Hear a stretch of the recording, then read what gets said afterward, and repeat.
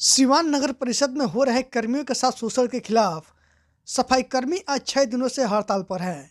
सफाई कर्मियों का कहना है कि नगर परिषद के कुछ कर्मी सफाई कर्मी सहित कुछ कर्मियों का जाति के आधार पर शोषण करते हैं। उनको अपने घर का गोबर गाय को खिलाने को मजबूर करते हैं। अगर वो ऐसा नहीं करते हैं तो उनकी संविदा रद्द करने की धमकी देते हैं और जाति सूचक शब्द का प्रयोग कर गाली देते हैं। और जब कार्यपालक पदाधिकारी से लिखित और मौखिक शिकायत किया जाता है तो उनके द्वारा कोई कार्रवाई नहीं की जाती है। तो आपको हम फिर से बता दें कि सिवान नगर परिषद में हो रहे कर्मियों के शोषण के खिलाफ आज 6 दिनों से कर्मी हड़ताल पर हैं।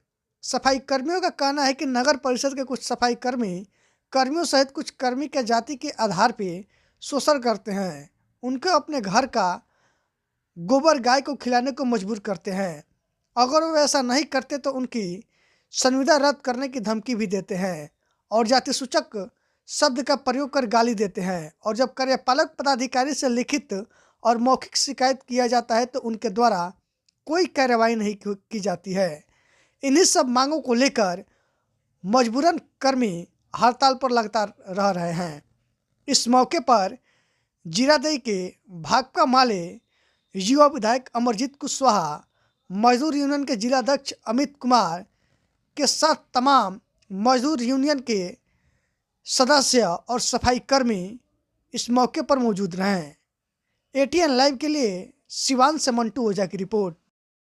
जी बताइए, अभी आप यहाँ पर सिवान में पहुँचे हुए हैं और नगर परिषद के गोडाउन पर, क्या कहेंगे और किस चीज़ को लेकर के आप लोग इकट्ठा हुए हैं? नहीं, हम तो यहाँ अपने इस दुकान पर आए हुए थे, कुछ सामान खरीदना था। इसी क्रम में यहाँ गोदाम के कुछ मजदूर लोगों से, मजदूर नेताओं से हमारी मुलाकात हुई और इसी संबंध में कुछ चर्चा होने लगी। जो हड़ताल ये लोग चला रहे हैं, हमने पूछा, हड़ताल के बारे में बताया। हमको आश्चर्य हो रहा है कि इस कड़ाके के ठंड में घर से निकलना जब मुश्किल है, हर आदमी अपना कूड़ा निकाल करके दरवाजे पर रख रहा है और ये नगर परिषद के जो कार्यपालक पदाधिकारी हैं उनकी रवैया इस रूप में है कि उन मजदूरों से इतने लंबे मैंने 1 सप्ताह का हड़ताल हो गया लगभग और एक बार भी बुला करके वार्ता नहीं की गई। ये लोकतंत्र के खिलाफ है। ये मजदूरों के खिलाफ ये रवैया बर्दाश्त नहीं की जाएगी। मैं सीधे तौर पे मांग करना चाहता हूँ कि किस मांग को लेकर के ये हड़ताल कर रहे हैं। आज हमारी एसडीओ से बात हुई फ़ोन पर, तो एसडीओ ने कहा कि मजदूरों का हड़ताल बेमतलब है। तो हर गरीबों का कोई भी आंदोलन अफसरों को, बड़े लोगों को बेमतलब ही लगता है, लेकिन मैं समझता हूँ कि उसे मतलब वाला समझ करके तत्काल इन लोगों को बुला करके टेबल पर बैठ करके वार्ता करनी चाहिए। इनके पीड़ा को सुनना चाहिए, इनके समस्याओं का निदान करना चाहिए। ये कोई बड़ा मसला नहीं है, लेकिन प्रशासन का ये जो रुख है तानाशाही को, ये बिल्कुल गलत है। इसकी निंदा करते हैं हम और अभी से हम मांग करते हैं कि तत्काल कार्यपालक पदाधिकारी, सिवान सदर एसडीओ या और भी जो बड़ी अधिकारी है जिनको लगता है कि शहर की सफाई होनी चाहिए, मजदूरों को पीड़ा सुना जाना चाहिए, तत्काल बुला करके उन लोगों से वार्ता करें, उन लोगों के समस्याओं का समाधान करें। आइए, हमेशा देखने को मिलता रहता है कि जो सफाई मजदूर हैं वो हमेशा हड़ताल पे अधिकांश ज़्यादा रहते हैं। अरे भाई, तो मजदूरों को मजदूरी कितनी मिलती है?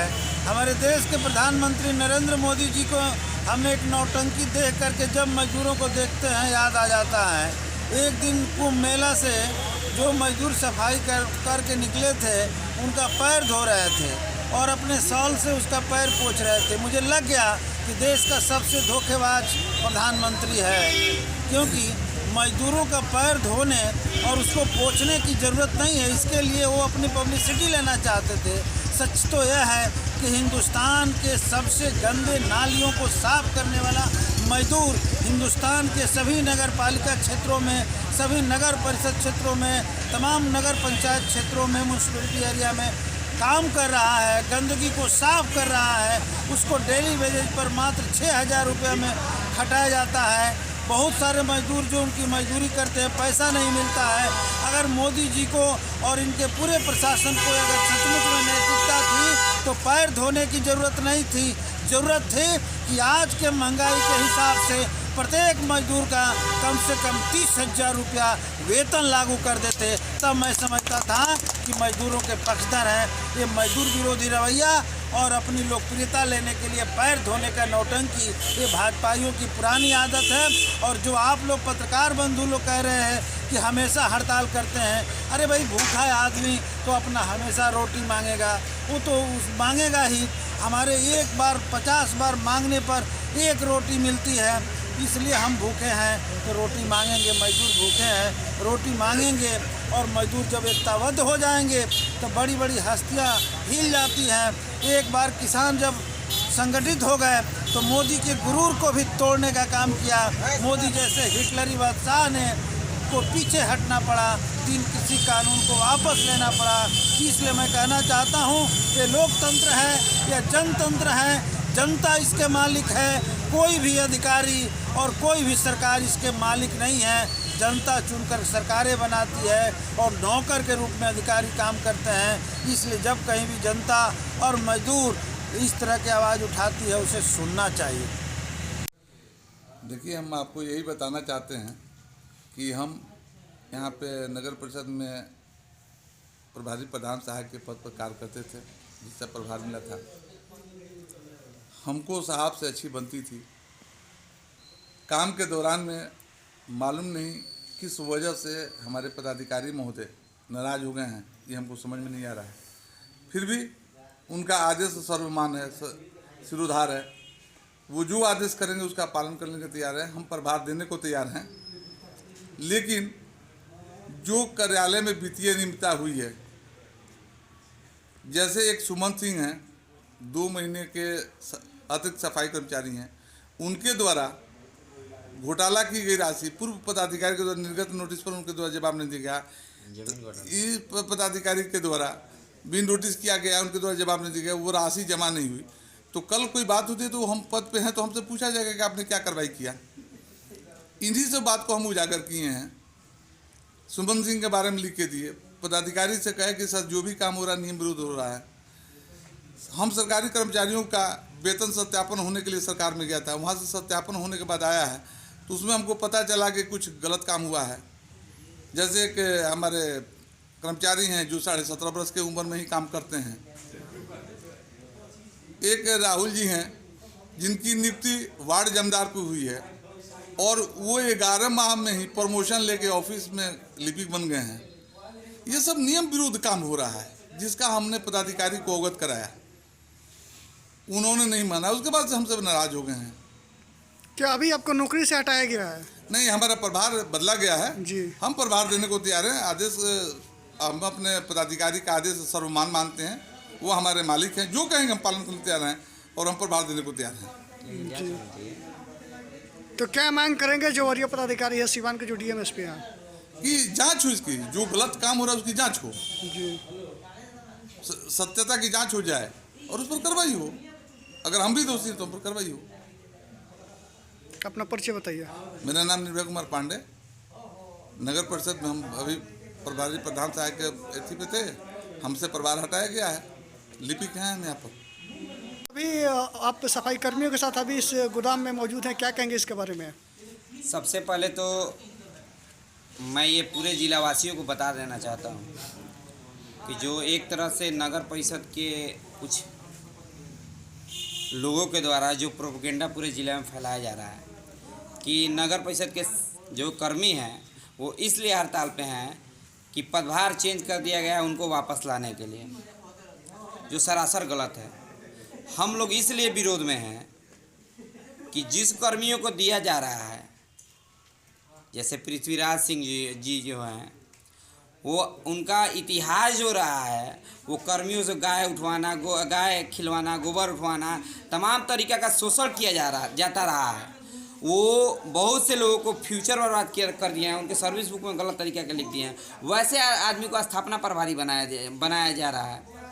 हम इसका विरोध कर रहे हैं कि उनको ना देकर किसी और को भी दे दें। आज एक चीज़ आप पूरे जिलावासियों से और हम आला अधिकारियों से एक बातचीत करना चाहते हैं कि क्या पूरा नगर परिषद का 300 कर्मचारी गलत है? वो गलत बोल रहा है कि जो 2 कर्मचारी कह रहे हैं वो सही है। जो हमारे कार्यपालक पदाधिकारी हैं वो गुमराह होकर 2-3 आदमी के अंडर में कार्य कर रहे हैं, जिसको वो चाह रहा है उसको दे रहा है। मैं नहीं समझ रहा हूँ क्यों कर रहे हैं। लेकिन इतने जो कर्मचारी रोडों पे हैं वो क्यों हैं? इतनी ठंडी में आप देख रहे हैं, कड़ाके के ठंड में हमारे कर्मचारी गोदाम में मौजूद है। यहाँ पे बहुत तरह के हर टेबल पे घोटाले ही घोटाले हो रहे हैं। ये पूरे जिलावासियों को समस्या है। जिन समस्याओं के लिए हम लोग लड़ रहे हैं, आज पूरे नगर परिषद में जितने भी घोटाले हुए हैं उन घोटालों की जांच होना चाहिए। और जो ये दोषी कर्मचारी, एक राहुल सिंह कर्मचारी हमारे हैं, जो हमारे कोरोना वॉरियर्स को सरकार के द्वारा प्रोत्साहन राशि भेजा गया था कि प्रति व्यक्ति उसका मूल वेतन का आधा वेतन दिया जाए, उसको देने के लिए कर्मचारी जाता है, वो जाति सूचक सबसे बोला जाता है, उसे गाली गलौज किया जाता है। मैं कहता हूँ आप जिसको बड़ा बहू बनाना है बनाइए, जिसको स्थापना प्रभारी बनाना बनाइए, लेकिन हम लोग वैसे हाथ में नहीं जाना चाहते हैं जो फ्यूचर बर्बाद कर दिए हैं, बहुत लोगों का करियर बर्बाद कर दिए हैं। आप दूसरे को दीजिए ना, क्यों नहीं दे रहे हैं? और किसी व्यक्ति को 4-4 पद एक साथ दिया जाता है। जैसे हमारे जिनको बड़ा बाबू बनाया जा रहा है, ऑलरेडी टीडी हैं, टैक्स दरोगा हैं, बड़ा बाबू उनको बनाया जाए, टैक्स दरोगा किसी और को बना दिया जाए। तमाम चीज़ों को लेकर मैं एक बात ये कहना चाहता हूँ, जिसको बनाना है बनाइए, लेकिन वैसे व्यक्तियों को ना दीजिए जिसने कर्मचारियों को शोषण किया हो। हम लोग इसके खिलाफ रोड पे हैं।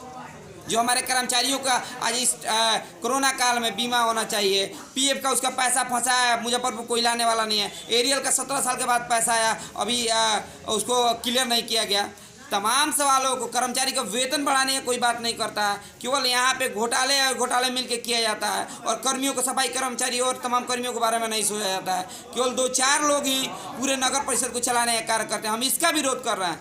आप जिसको बनाना है बड़ा बाबू बनाइए, जिसको बनाना है नाजिर बनाइए, लेकिन वैसे व्यक्ति के हाथ में नहीं जाने देंगे लोग जो कर्मचारियों को जातिगत तौर पे देख के उनसे गाय गोबर, क्या हमारे जिनके यहाँ बास्फोर लिखा है, राम लिखा है, रावत लिखा है, वही नाला का कार्य करेंगे। बहुत से ऐसे लोग हैं जो नगर परिषद में बैठे हुए हैं।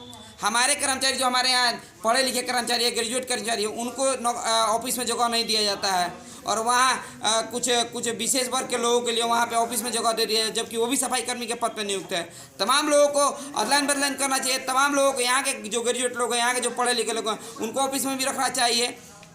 लेकिन ये रवैया बना हुआ है कि 2-4 लोग ही नगर परिषद को चलाएंगे। हम उसका विरोध कर रहे हैं। और स्थापना प्रभारी हमारे जो चेंज हुए हैं, हम ये कह रहे हैं कि आप पृथ्वीराज जी को छोड़ के आप किसी को दीजिए। क्यों उन्हीं पे तुले हुए हैं? क्यों उन्हीं को बड़ा बाबू बना रहे हैं? क्यों उन्हीं को स्थापना प्रभारी बना रहे हैं? किसी और को क्यों नहीं बनवा रहे हैं? हम लोगों का वो शोषण किए हैं। हम लोग इसलिए रोड पे हैं। तमाम कर्मचारी, आज 350 कर्मचारी रोड पे हैं। अगर एक आदमी झूठ बोल सकता है, 2 आदमी झूठ बोल सकता है, 350 कर्मचारी तो गलत नहीं ना कर सकता है। हम लोग इतनी ठंडी में हम लोग रोड पे हैं। कुछ तो मजबूरी है, तब ना हम लोग हैं। इन तमाम सवालों को लेकर हम लोग सड़कों पे हैं। जिलावासियों को इसे समझना चाहिए कि शहर के नगर परिषद में तमाम तरीके केवल घोटाला ही घोटाला हो जा रहा है। ये तो आवाज़ आपको उठाना चाहिए आके कि यहाँ जो घोटाला हो रहा है उसकी जांच की मांग करना चाहिए। ये हमारे कर्मी मिलकर उठा रहे हैं, इनके साथ शोषण हो रहा है। पूरे जिलावासियों का पैसा लूटा जा रहा है। इन कर्मचारियों को 10,000 देने में इन लोग को छाती फटता है। इस सवाल को लेकर हम लोग रोड पे हैं। इन तमाम सवालों को लेकर हम लोग लड़ेंगे जब तक कि कार्यपालक पदाधिकारी हमारे कर्मियों की बात नहीं सुनते हैं और सही डिसीजन नहीं लेते हैं, तब तक हम लोग ऐसे ही रोड पे पड़े रहेंगे। हम लोग अनिश्चितकालीन धरना पे रहेंगे, हड़ताल पे रहेंगे। अपना परिचय बताइए। मैं अमित कुमार, मजदूर यूनियन जिला अध्यक्ष, नगर परिषद सिवान।